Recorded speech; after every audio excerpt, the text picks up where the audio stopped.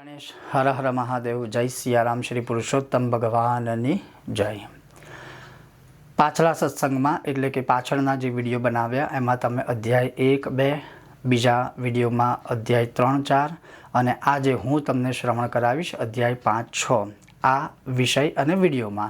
अने जो कदाच तमे पहली वार आ विडियो जोई रह्या छो डायरेक्ट अने तमारे जे आगळना एटले के पाछळ जे बनावेला 4 अध्याय छे एनो सत्संग श्रवण करवो होय, पुरुषोत्तम महीनानी कथा सांभळवी होय तो अमारी चेनल पर विजिट करजो, सब्सक्राइब करजो अने पसंद आवे तो लाइक अने शेर करजो। उद्देश्य ए छे के आप सौ सुधी आ पुरुषोत्तम महीनानी कथा शब्दशः शास्त्रोमां लखेला छे ए शब्दों सहित जेम के कथाना एटले के आ अध्यायना अंतमां एनो सार शुं छे ए पण हूँ तमने टूंकाणमां श्रवण करावुं छुं, सत्संग करावुं छुं अने एकाद मिनिटनुं आपणे भगवाननुं कीर्तन पण करीशुं। जो तमने आ विषय विडियो सत्संग कथा पसंद आवे तो लाइक करजो, शेर करजो अने चेनल पर नवा छो तो सब्सक्राइब करजो। तो चालो सत्संग शरू करीए।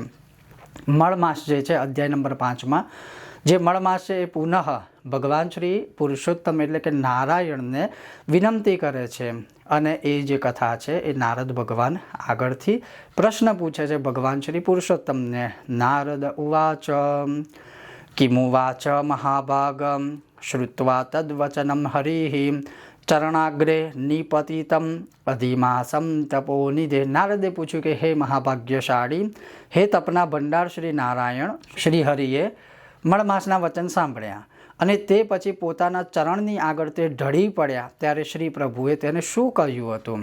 શ્રી નારાયણ ઉવાચ શૃણુ નારદ વક્ષ્યામિ યદુક્તમ હરિણા નગ ધન્યોસि ત્વમ મુનિશ્રેષ્ઠ યન્માં પૃચ્છસि સત્કથામ। શ્રી નારાયણ બોલ્યા કે હે મુનિશ્રેષ્ઠ નારદ, તમને ધન્ય છે કારણ કે તમે ઉત્તમ કથા પૂછો છો। હે નિર્દોષ નારદ, શ્રી હરિએ તે વેળા મળમાસને જે કહ્યું હતું તે હું તમને કહું છું, શ્રવણ કરો। શ્રી કૃષ્ણ ઉવાચ શ્રી કૃષ્ણે અર્જુનને કહ્યું કે હે અર્જુન વૈકુંઠ ધામમાં બનેલું વૃત્તાંત એટલે કે કથાનક હું તારી આગળ કહું છું, તું સાંભળ। મળમાસ જ્યારે બેભાન થઈ અને હરિના ચરણમાં ઢળી પડ્યો તે સમયે શ્રી હરિએ આંખના ઇશારાથી ગરુડને આજ્ઞા કરી। તેથી ગરુડ બેભાન થયેલા એ મળમાસને પોતાની પાંખ વડે પવન નાખવા લાગ્યો એટલે તે ભાનમાં આવી ઊભો થયો અને પાછો ફરી કહેવા લાગ્યો। અધિમાસ ઉવાચ અધિક માસ બોલ્યો કે હે પ્રભુ, આ કંઈ પણ મને ગમતું નથી। હે જગતને ધારણ કરનાર, તમે મારી રક્ષા કરો। હે જગતના પતિ શ્રી વિષ્ણુ, તમે મારું રક્ષણ કરો। હે નાથ, શરણે આવેલા મારી તમે બેદરકારી કેમ રાખો છો? એમ કહી તે ધ્રુજવા લાગ્યો અને વારંવાર વિલાપ કરવા લાગ્યો, વારંવાર રડવા લાગ્યો। ત્યારે ઇન્દ્રિયોના નિયમતા અને વૈકુંઠમાં વસતા શ્રી હરિએ તેને આ પ્રમાણે કહ્યું। શ્રી વિષ્ણુ ભગવાને એ અધિક માસને શાંત કર્યો। વિષ્ણુરુવાચ વિષ્ણુ ભગવાન બોલ્યા, હે પુત્ર ઉઠ, તારું કલ્યાણ થાવ। તું ખેદ કર માં, તું ખેદ ના કરીશ। હે નિરીશ્વર, તારો કોઈ સ્વામી નથી, તેથી તારું દુઃખ દૂર કરવું અને તું મારા શરણમાં આવ્યો છું એટલે મારા માટે પણ મુશ્કેલ છે પણ અસંભવ નથી। એમ કંઈ ક્ષણવાર પ્રભુએ તેના ઉપાયનો મનમાં વિચાર કર્યો અને પછી બરાબર નિશ્ચય કરી મધુસૂદન ભગવાન ફરી વાક્ય બોલ્યા।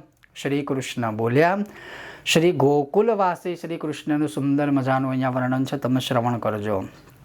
શ્રી વિષ્ણુએ કહ્યું કે હે પુત્ર, મારી સાથે તું ગોલોકમાં ચાલ।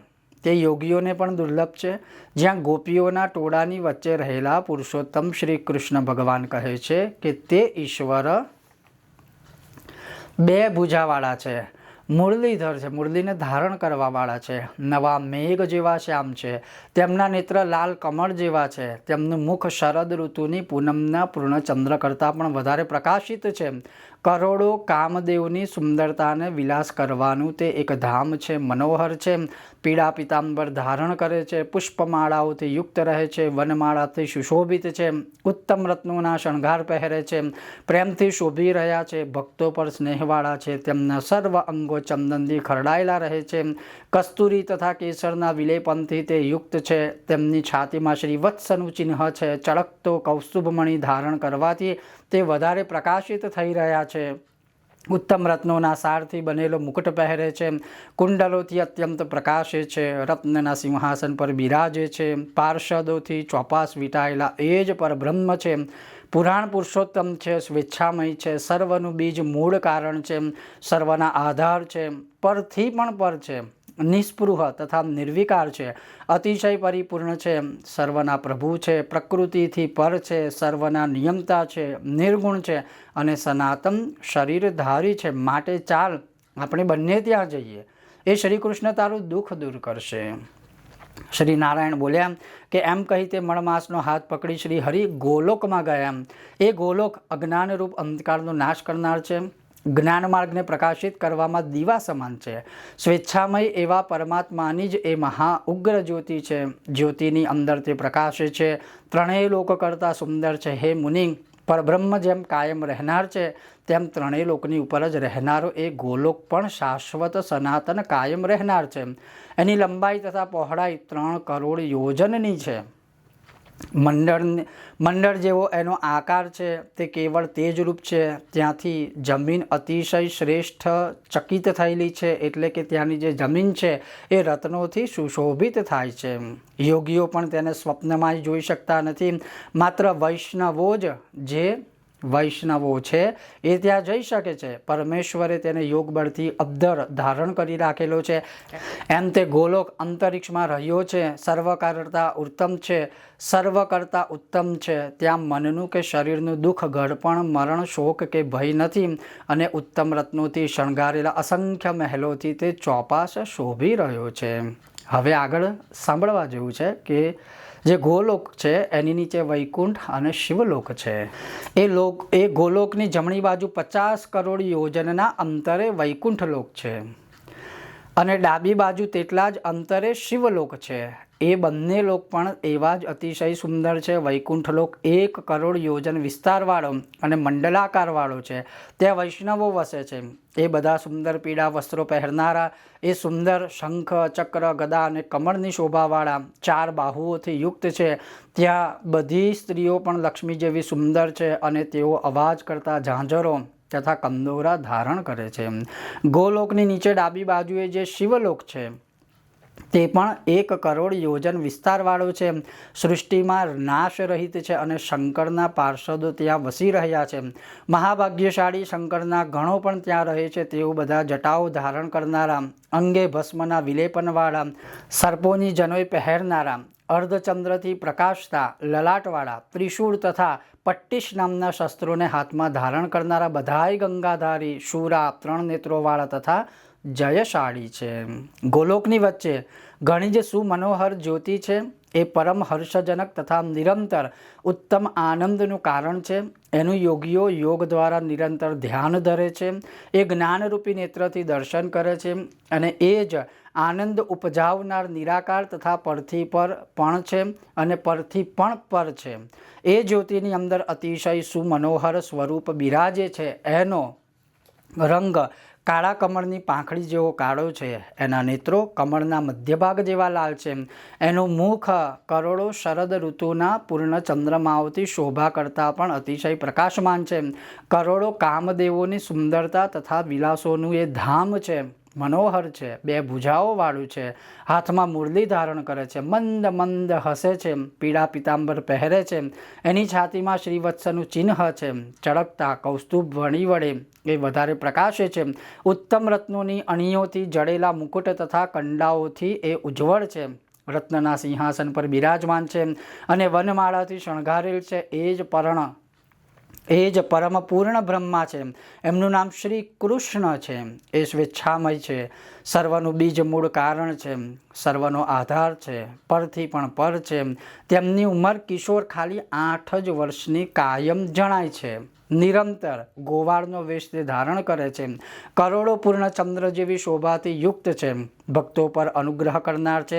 સર્વ ઈચ્છાઓથી રહિત છે, વિકારોથી રહિત છે, અતિશય પરિપૂર્ણ છે, સર્વના પ્રભુ છે. રાસ મંડળની વચ્ચે બિરાજે છે. શાંત છે, રાસેશ્વર છે, એટલે કે રાસલીલા કરનારા છે. શ્રીહરિ ભક્તોના સંકટ હરનાર છે. મંગળ સ્વરૂપ છે. મંગળ વસ્તુઓને યોગ્ય છે. સર્વ મંગળોના પણ મંગળ છે. પરમાનંદથી પ્રકાશમાન છે. સત્ય સ્વરૂપ છે. અવિનાશી તથા અવિકારી છે. સર્વ સિદ્ધોના ઈશ્વર છે. સર્વસિદ્ધિઓ રૂપ છે. સિદ્ધિઓને આપનારા છે. પ્રકૃતિથી પણ પર છે. સર્વના નિયંતા છે.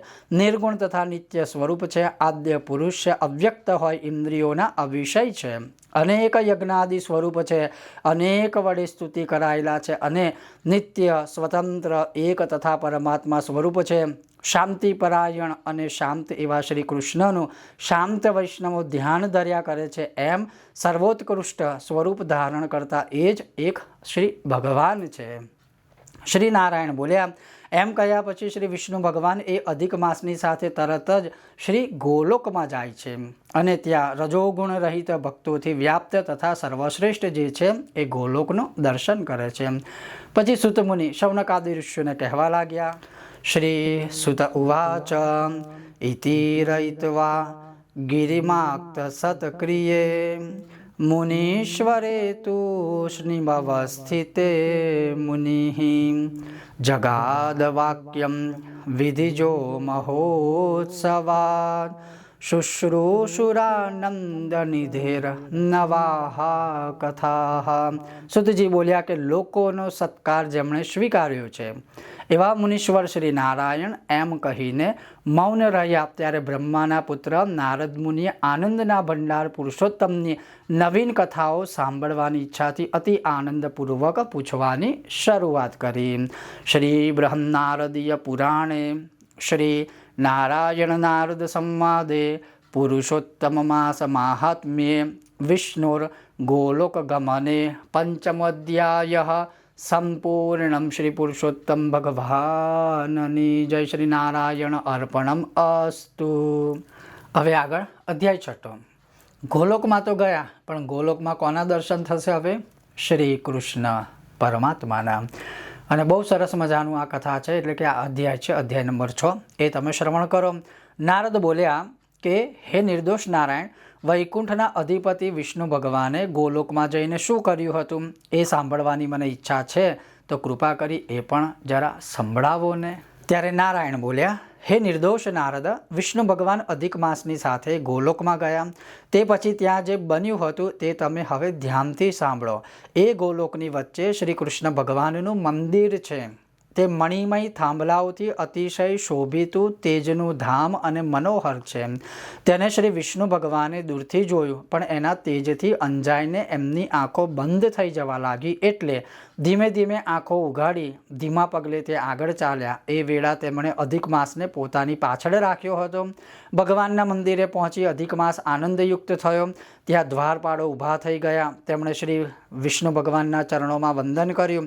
પછી શ્રી વિષ્ણુએ ધીમે ધીમે ભગવાનના ધામમાં પ્રવેશ કર્યો અને એ વેળા ત્યાંની શોભાથી તેમના નેત્રો અંજાઈ જતા હતા. અંદર જઈને શ્રી વિષ્ણુએ તરત જ શ્રી કૃષ્ણને નમસ્કાર કર્યા અને તે વખતે તે શ્રી પુરુષોત્તમ ગોપીઓની વચ્ચે રહ્યા હતા અને રત્નના સિંહાસન પર બિરાજ્યા હતા. તેમને નમસ્કાર કરી લક્ષ્મીપતિ વિષ્ણુ ભગવાનને બંને હાથ જોડી તેમની આગળ નીચે પ્રમાણે સ્તુતિ કરી. આ સ્તુતિ બહુ મહત્ત્વની છે, એનો અલગથી સત્સંગનો વિડીયો મેં બનાવેલો છે. આ સ્તુતિ જે કોઈ મનુષ્ય આખા અધિક મહિનામાં રોજ સવારે એકવાર કરે આની સ્તુતિની વંદના, તો શું ફળ મળે? આ સ્તુતિ તમે શ્રવણ કરો. હું સંસ્કૃતના 4 શ્લોકો પણ શ્રવણ કરાવીશ. અને આ સ્તુતિ તમે જુઓ, સાક્ષાત નારાયણે શ્રી કૃષ્ણ ભગવાનની કરેલી છે. એટલે કે વિષ્ણુ ભગવાને કૃષ્ણની સ્તુતિ કરી અને પાછું નારાયણે મહાત્મ્ય કહ્યું. અને એ મહાત્મ્ય કેટલું અદ્ભુત છે, શ્રવણ કરજો. શ્રી વિષ્ણુરુવાચ વંદે વિષ્ણુમ ગુણાતીતમ ગોવિંદમ એક અક્ષરમ અવ્યક્તમ અવ્યયમ વ્યક્તમ ગોપવેશ વિધાયિનમ કિશોર વયસમ શાંતમ ગોપિકાંતમ મનોહરમ નવીન નીરદશ્યામમ કોટિકંદર્પ સુંદરમ વૃંદાવન વનાભ્યમ તે રાસમંડલ સંસ્થિતમ લસત્પીતપટમ સૌમ્યમ ત્રિભંગ લલિતાકૃતિમ રાસેશ્વરમ રાસવાસમ રાસલ્લાસ સમુત્સુકમ દ્વિભુજમ મુરલોહસ્તમ પીતવાસ સમચ્યુતમ. શ્રી વિષ્ણુ બોલ્યા કે વ્યાપક ગુણોથી પર, એક અવિનાશી, ઇન્દ્રિયોના અવિષય, અવિકારી, ભક્તો સમક્ષ પ્રકટ થનારા અને ગોવાળનો વેશ ધારણ કરતા આપ ગોવિંદને હું વંદન કરું છું. આપ કિશોર વયના શાંત, ગોપીઓના પતિ, મનોહર, નવા મેઘ જેવા શ્યામ તથા કરોડો કામદેવ જેવા સુંદર છો. આપ વૃંદાવનની વચ્ચે રાસ મંડળમાં રહો છો. પીળા પીતાંબરથી પ્રકાશો છો. સૌમ્ય સ્વરૂપ છો. આપની સુંદર આકૃતિ ત્રણેય ઠેકાણે વાંકી ઊભેલી જણાય છે. આપ રાસના ઈશ્વર છો. રાસમાં વસનાર છો. રાસોત્સવ કરવામાં ઉત્સુક રહો છો. આપ બે ભુજાવાળા, હાથમાં મુરલી ધારણ કરનાર તથા પીળા વસ્ત્રો પહેરો છો. આપ અચ્યુત ભગવાનને હું વંદન કરું છું, નમસ્કાર કરું છું. જ્યારે તમને કોઈ પૂછે કે શ્રી કૃષ્ણનું સ્વરૂપ કેવું, કે શ્રી કૃષ્ણ કેવા, ત્યારે તમે આ સ્તુતિ કહી શકો છો કે શ્રી કૃષ્ણ આવા છે. અને એવું કોણે કીધું? ભગવાન વિષ્ણુએ. હવે ગોલોકમાં શ્રી કૃષ્ણનો પ્રશ્ન આવી જ્યારે સ્તુતિ કરી ત્યારે ભગવાન કૃષ્ણ બોલ્યા. આ સ્તુતિ જ્યારે કરી ત્યારે પ્રભુ પ્રસન્ન થયા અને પાર્ષદ દ્વારા સત્કાર પામી રત્નના શ્રેષ્ઠ સિંહાસન પર બેઠા. પછી નારાયણ શું બોલ્યા કે શ્રી વિષ્ણુએ કરેલ આ જે સ્તુતિ છે, શ્રી કૃષ્ણ સ્તોત્ર જે છે, આનો પ્રાતઃકાળે ઉઠીને જે પાઠ કરે એના બધા પાપો નાશ પામે. જો કોઈ ખરાબ સપના આવ્યું હોય તો એ સપનાનું અશુભ ફળ દૂર થાય અને તમને શુભ ફળ મળે ને સારા સપના આવે. પછી જેને પુત્ર પૌત્ર સંતાન ન થતા હોય એને સંતાન પ્રાપ્તિના દ્વાર ખુલે. ગોવિંદની ભક્તિ વધે. અપકીર્તિ અપયશનો નાશ થાય અને લાંબા કાળ સુધી માન સન્માન તમારી કીર્તિ વધે છે. આ 4 શ્લોક જે છે શ્રી કૃષ્ણની સ્તુતિ, એનું આ ફળ છે. શ્રી વિષ્ણુએ ત્યાં બેઠા પછી એ અધિક માસને શ્રી કૃષ્ણના ચરણ કમળમાં નમન કરાવ્યું. એ વેળા શ્રી કૃષ્ણની આગળ તે ધ્રુજી રહ્યો હતો. તે વખતે શ્રી કૃષ્ણે પૂછ્યું કે આ કોણ છે? અહીં ક્યાંથી આવ્યો છે અને આ કેમ રડે છે? આ ગોલોકમાં કોઈ પણ દુઃખી હોતું નથી. ગોલોકમાં વસનારા બધાય સદા સર્વદા આનંદમાં વ્યાપ્ત રહે છે. સ્વપ્નમાં પણ એનો ખરાબ સંબંધવાળી દુઃખની વાત પણ સાંભળતા નથી. છતાં હે વિષ્ણુ, મારી આગળ આ દુઃખયુક્ત હોય કેમ ઊભો છે? આની આંખોમાંથી અશ્રુઓ કેમ વહી રહ્યા છે અને વારંવાર ધ્રુજે છે કેમ? ત્યારે નારાયણ બોલ્યા કે નવા મેઘમંડળ જેવા મનોહર શ્રી ગોલોકનાથ શ્રી કૃષ્ણનું વચન સાંભળી સિંહાસન પરથી એકદમ ઊભા થઈ શ્રી વિષ્ણુએ મળમાસનું સમગ્ર દુઃખ જે હતું એ એમની આગળ કહેવાની શરૂઆત કરી. શ્રી વિષ્ણુ બોલ્યા કે હે વૃંદાવનને સદૈવ આનંદમાં રાખવાવાળા ચંદ્ર સમાન શ્રી કૃષ્ણ, હે મુરલીને ધારણ કરનારા, આપની સમક્ષ આ અધિક માસનું દુઃખ કહું છું તે તમે સાંભળો. એ જ કારણથી આને હું અહીંયા લઈને આવ્યો છું, કેમ કે આનો કોઈ સ્વામી નથી. આપ આના તીવ્ર દુઃખરૂપ દાવાનળને દૂર કરો. આ અધિક માસ છે, સૂર્યનો પ્રવેશ આનાથી દૂર છે, એટલે સૂર્યનો પ્રવેશ આનામાં થતો નથી, એટલા માટે આ મલિન થઈ ગયો છે. સર્વકાળે શુભ કર્મમાં અયોગ્ય ગણાય છે. સ્વામી રહિત હોવાથી એને મળમાસ કહેવાય છે. બધા એનો તિરસ્કાર કર્યો છે, બધા એનો અપમાન કર્યો છે.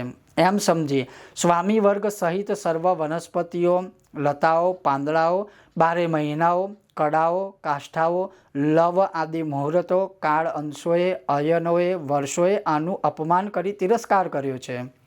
આવા દુઃખરૂપ અગ્નિથી આ બળી રહ્યો છે અને મરવા માટે તૈયાર થયો છે. પણ પાછળથી બીજા કોઈ દયાળુએ આને પ્રેરણા કરી, તેથી આ મારા શરણે આવ્યો. હે ઇન્દ્રિયોના નિયમતા, શરણ ઈચ્છતો આ વારંવાર રડ્યા કરે છે અને એના કારણે જ આ વારંવાર ધ્રુજી રહ્યો છે. અને પોતાનું સર્વ દુઃખ ખુલ્લી રીતે મને જણાવ્યું. ખરેખર આનું દુઃખ બહુ મોટું છે અને આપ વિના એને દૂર કરવું અશક્ય છે. અને આ જ કારણથી હું એ નિરાશ્રિતને તમારી શરણમાં લઈને આવ્યો છું. આપ પારકું દુઃખ સહન કરી શકતા નથી એમ વેદ જાણનારા વેદાંગો અને વેદ જાણનારા જ્ઞાનીઓ કહે છે. આથી કૃપા કરી આપ આને દુઃખ રહિત તથા આનંદયુક્ત કરો. આપના ચરણ કમળને શરણે આવેલો કોઈ પણ પ્રાણી કદી શોક કરતો નથી. આવું વેદ વેદતાઓ કહે છે. તો હે જગતપતિ, એ વચન કેમ મિથ્યા થાય? મારા માટે પણ આપે આનું દુઃખ દૂર કરવું જોઈએ. હું સર્વનો ત્યાગ કરી અહીં આપની પાસે આવ્યો છું, તો મારું આવવું સફળ કરો. સેવકે પ્રભુની સમક્ષ વારંવાર કદી પણ ન કહેવું એમ નીતિકુશળ મહાબુદ્ધિમાન પુરુષો હંમેશા કહે છે. માટે હવે હું તમને વધારે નહીં કહું, તમે સમજી ગયા છો. એમ પરમાત્માને વિનંતી કરી શ્રી વિષ્ણુ ભગવાને ભગવાન મુખકમળને જોતા, એટલે કે શ્રી વિષ્ણુ ભગવાને શ્રી કૃષ્ણના મુખકમળને જોતા એમની સામે ઊભા રહ્યા. પછી સુત આદિ ઋષયા ઊંચું, એટલે શૌનક આદિ ઋષિઓ સુતમુનિને કહેવા લાગ્યા કે હે સુત, ઓ સુત, તમે ભગવત કથાનું દાન કરનારા છો. માટે ઘણા વર્ષો સુધી તમે જીવતા રહો, જેથી શ્રી હરિલીલાઓની કથારૂપ સેવવા યોગ્ય અમૃત વધે. તમારા મુક્તિપાન કર્યા છીએ હે સૂત. તે પછી ગોલોકવાસી શ્રી કૃષ્ણએ શું કહ્યું હતું અને શું કર્યું હતું તે કહો. વિષ્ણુનો તથા શ્રી કૃષ્ણનો આ અદ્ભુત સંવાદ સર્વ લોકોનો ઉપકાર કરનાર છે. હે સૂતમ, બ્રહ્માના પુત્ર નારદજીએ ઋષિઓના ઈશ્વર તપસ્વી શ્રી નારાયણને શું પૂછ્યું હતું તે હવે કહો. હે નારદ મુનિ, ભગવાનના મહાન ભક્ત છે અને શ્રી હરિના દેહ સ્વરૂપ જ છે, તેથી તેમનું એ પ્રશ્ન વચન ઉત્તમ ઔષધ રૂપ જ હોવું જોઈએ, એમાં કોઈ પણ સંશય કે શંકા નથી. શ્રી બૃહન્નારદીય પુરાણે પુરુષોત્તમ માસ માહાત્મ્ય શ્રી નારાયણ નારદ સંવાદે પુરુષોત્તમ વિજ્ઞપ્તિર્નામ ષષ્ઠોધ્યાય સંપૂર્ણમ. શ્રી પુરુષોત્તમ ભગવાનની જય. તો આ છઠ્ઠો અધ્યાય અહીંયા પૂર્ણ થાય છે. હવે આ પાંચમા અને છઠ્ઠા અધ્યાયનો સાર તમને સરસ સત્સંગ સ્વરૂપે શ્રવણ કરાવું. કારણ કે ઘણીવાર એવું હોય કે આપણે અમુક વાર કથા સીધી વાંચી જઈએ, કદાચ ખ્યાલ આવે, કદાચ ખ્યાલ ના આવે, એટલે હું સરળ ભાષામાં તમને એનો સાર કહું. તો પાંચમા અને છઠ્ઠા અધ્યાયમાં શું છે? તો પાંચમા અધ્યાયમાં એ મળમાં જ પાછો વિષ્ણુ ભગવાનને ફરી વિનંતી કરે છે, ફરીથી રડવા લાગે છે, ફરીથી ધ્રુજે છે કે તમે હજુ પણ મને આ અવસ્થામાં કેમ જોઈ રહ્યા છો. ત્યારે વિષ્ણુ ભગવાને પહેલાં તો એને શાંત કર્યો.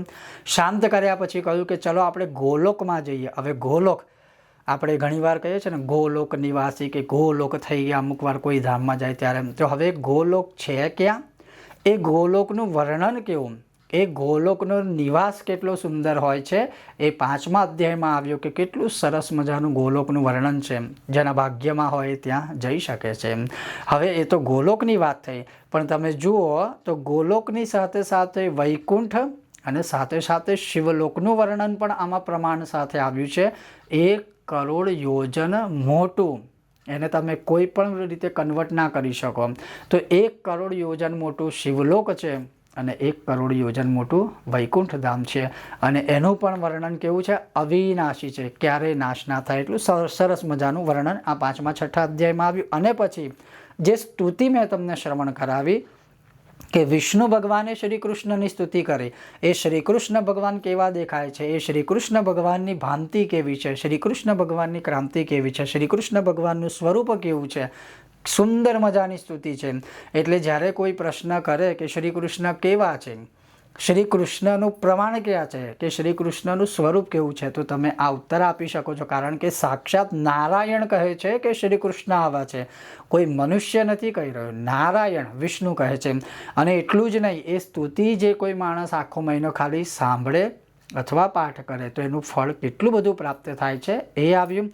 સાથે સાથે જ્યારે શ્રી કૃષ્ણ પ્રસન્ન થાય છે અને વિષ્ણુ ભગવાનને કહે છે કે આ કોણ છે, કારણ કે ગોલોકમાં કોઈ દુઃખી લોકો ના આવે, ગોલોકમાં જે ભાગ્યશાળી હોય એ આવે. અને ગોલોકમાં આવ્યા પછી માણસ દુઃખી નથી રહેતો, તો આ કેમ દુઃખી છે, કેમ રડે છે? અને એના ઉત્તરમાં હવે આગળ જે પ્રશ્ન છે, જે ઉત્તર છે કે એ જે મળમાસ છે ને, એનું નામ પુરુષોત્તમ કેવી રીતે બને છે, તો એ આવનારા 7મા 8મા અધ્યાયમાં હું તમને શ્રવણ કરાવીશ.